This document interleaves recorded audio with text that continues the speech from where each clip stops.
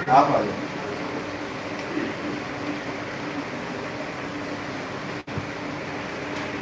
Sensory issue की बात कर रहे हैं हम लोग। सेंसरी इशू का मतलब आप समझते हैं? क्या समझते हैं सेंसरी इशू से?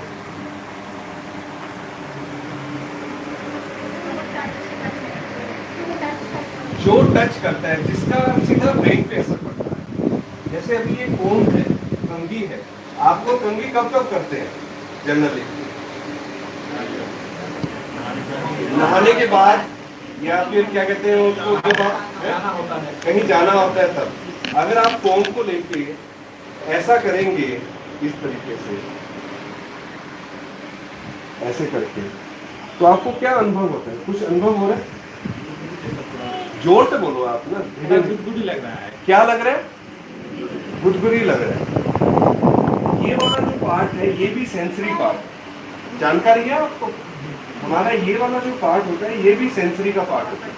सेंसरी इशू सबसे ज्यादा इसके होते हैं। ठीक है, मास्टर लोग इसी के चलते कान को मोड़ने, वो जो भी है एक विषय भटक जाएगा हमारा। तो ये भी पार्ट सेंसरी का पार्ट होता है। ऐसे ही जब बच्चा, आपसे मैं पूछना चाहता हूँ, जब बच्चों को पोटी आती है, ठीक है, ये बच्चा पोटी करता है, क्योंकि सेरेब्रल पाल्सी का जो बच्चा होता है वो बता नहीं पाता कि उसको पोटी आ रही है या नहीं आ रही। तो आपको कैसे पता चलता है वो पोटी कर रहा है? आप उसको क्या करते हैं? खड़े होइए, खड़े होकर बोलिए, जोर से बोलिए साथ में। उससे पोटी का पता चलता है। और रोने से पता चलता है पोटी आ रही है। और हाथ पैर टाइट करता है तब पता चलता है पोटी आ रही है। और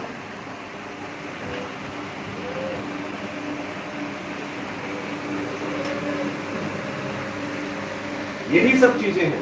पर इसके अंदर क्या करना है, आपने ध्यान रखना है। जो मैं बता रहा हूँ बात, चाहे बच्चा आपका नॉर्मल है, मैं हर बच्चे को नॉर्मल मानता हूँ, तो आपने जब बच्चे को पोटी करवानी है तो आपने चेयर के ऊपर पोटी करवानी है। किसके ऊपर पोटी करवानी है? चेयर के ऊपर। ऐसा नहीं है कि उसको आप किसी भी ढंग से कभी भी पोटी करवा दी, बिल्कुल भी नहीं। बच्चे को हमेशा सीपी चेयर या कोई भी चेयर है उसके ऊपर आपने पोटी करवानी है। वो बच्चे की क्या है, पोटी ट्रेनिंग है। जब भी बच्चे को पोटी आएगी, आपको लगे भाई इसको पोटी आ रही है, तो आप चेयर का जरूर यूज कीजिए। बिना चेयर के कभी भी पोटी मत करवाइए। ऐसा नहीं है कि उसको आपने नैपकिन बांध के रख दिया और पोटी आ रही है तो वो बीच में कर रहे हैं, हाँ ठीक है।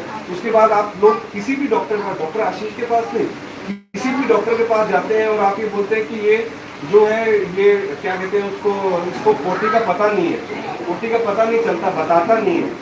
ये सब सेंसरी इशू है जो मैंने आपको बोला। अगर आप सामान्य व्यक्ति के भी अगर इस तरीके से करेंगे तो सेंसरी, उसके भी सेंस ऑर्गन जो है वो स्टिमुलेट होंगे।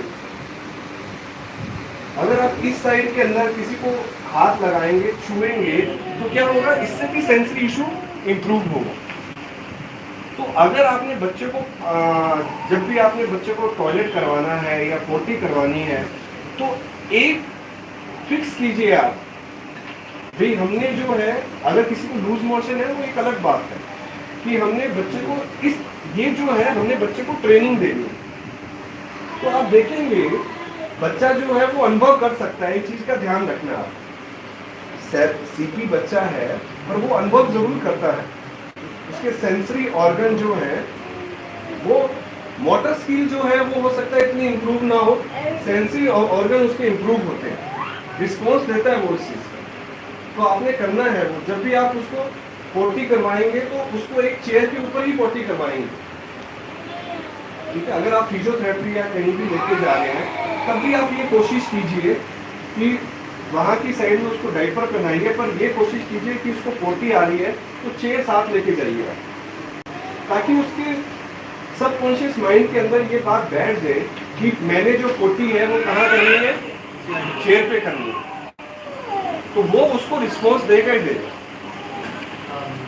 ठीक है, और इसके साथ साथ जो, जैसे मैंने पहले भी सिखाया हुआ है आप सब लोगों को, मास्टर पॉइंट आता है। मास्टर पॉइंट का पता है आप में से? नहीं है? बाबू को लेता हूँ। पैरों का जो अंगूठा होता है उसको आप जनरली आपने उसको 20 बार रब करना है। कितनी बार रब करना है? 20 बार 20 बार रब करना है। बाबू को दिखा दीजिए।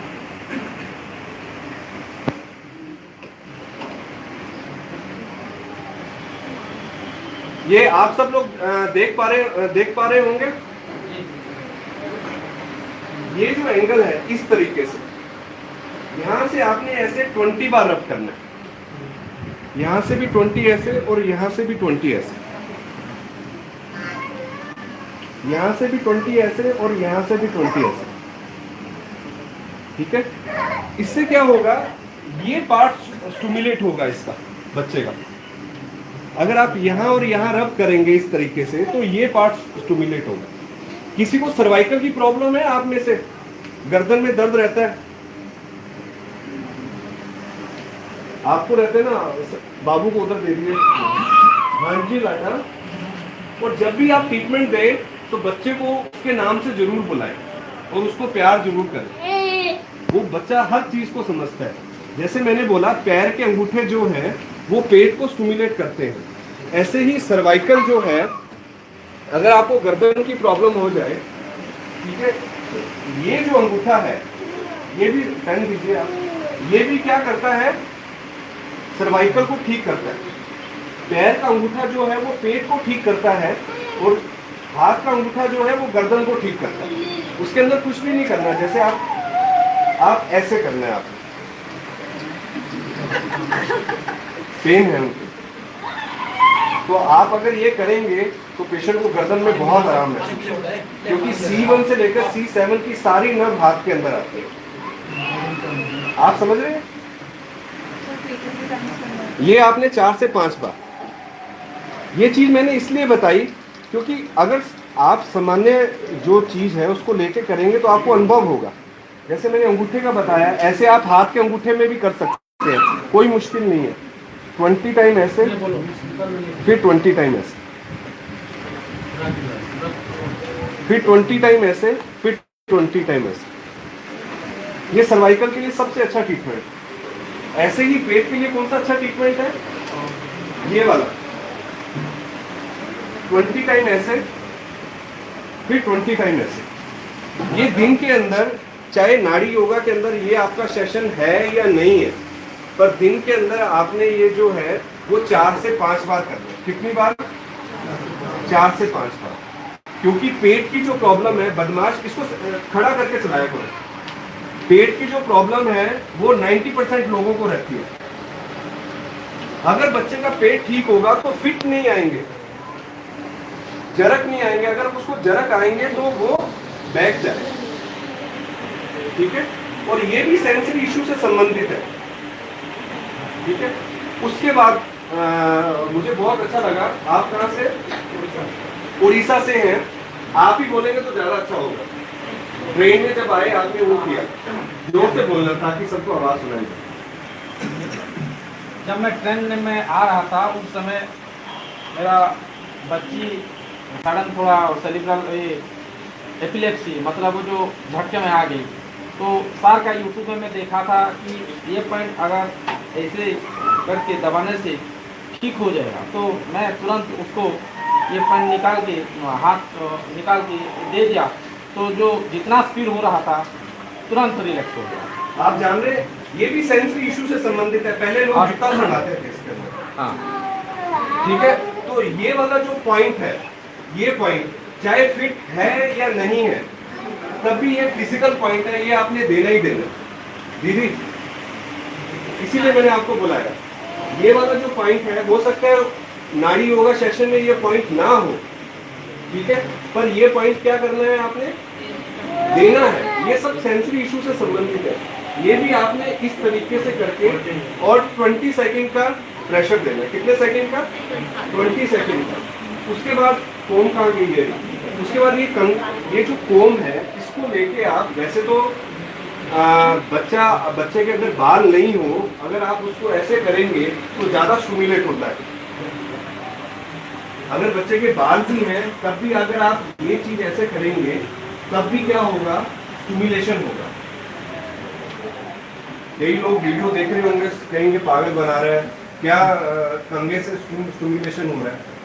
कैसे स्टिमुलेशन हो जाएगा? जोर से बोलिए। आपको लगता है ये एक्टिवेट होता है ऐसा? ऐसे करने से स्टिमुलेशन हो जाएगा?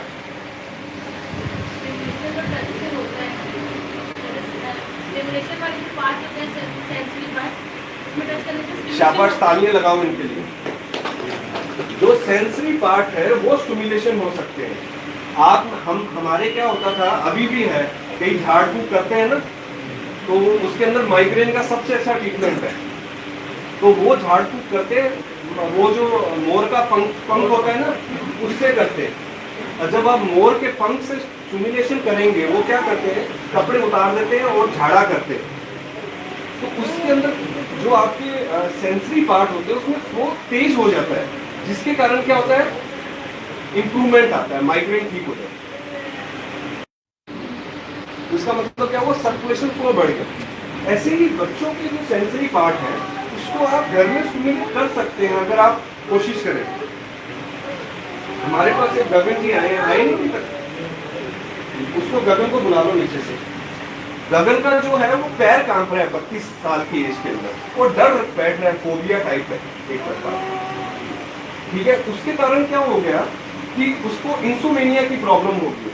इंसोमेनिया का मतलब समझते हैं, नींद प्रॉपर नहीं आ रही है। अभी नींद प्रॉपर नहीं आ रही है, उसका असर उसकी मोटर स्किल पे भी हो रहा है।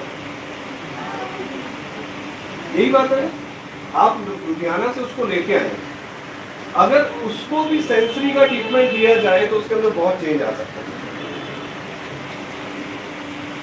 पर यह है कि हमें क्या करना है, इस चीज को समझना है। जैसे अभी आप खाना खा रहे हैं, क्या कर रहे हैं, समोसा खा रहे हैं, जो भी कोल्ड ड्रिंक ले रहे हैं, तो जो नहीं ले रहा वो भी, उसका भी तो स्लाइवर ग्लैंड स्टिमुलेट हो रहा होगा ना। कैसे हो रहा है स्टिमुलेट उसका? स्मेल से। आप मेरी बात समझ रहे हैं?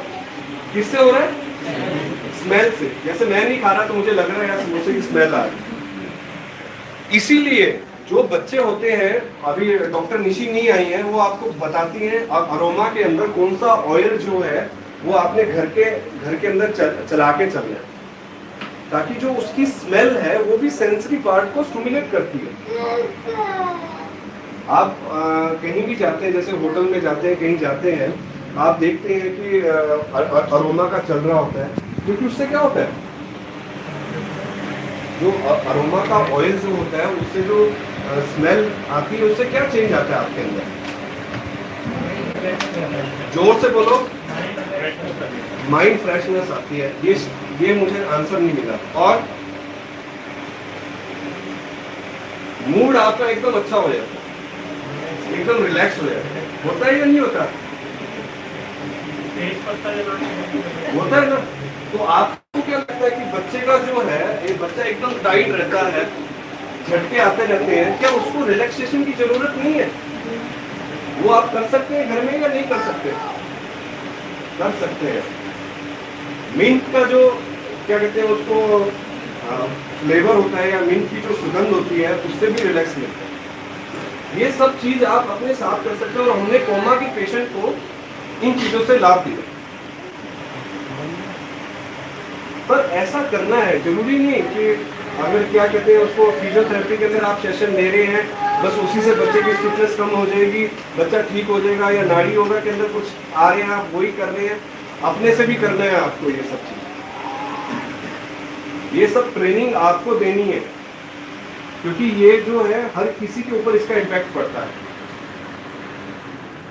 अगर आप देखेंगे, अगर आप खाना खाएंगे तो क्या होगा कि अगर आप सुबह 8 बजे नाश्ता कर रहे हैं तो आपको 1 या 2 बजे भूख लगेगी, ठीक है।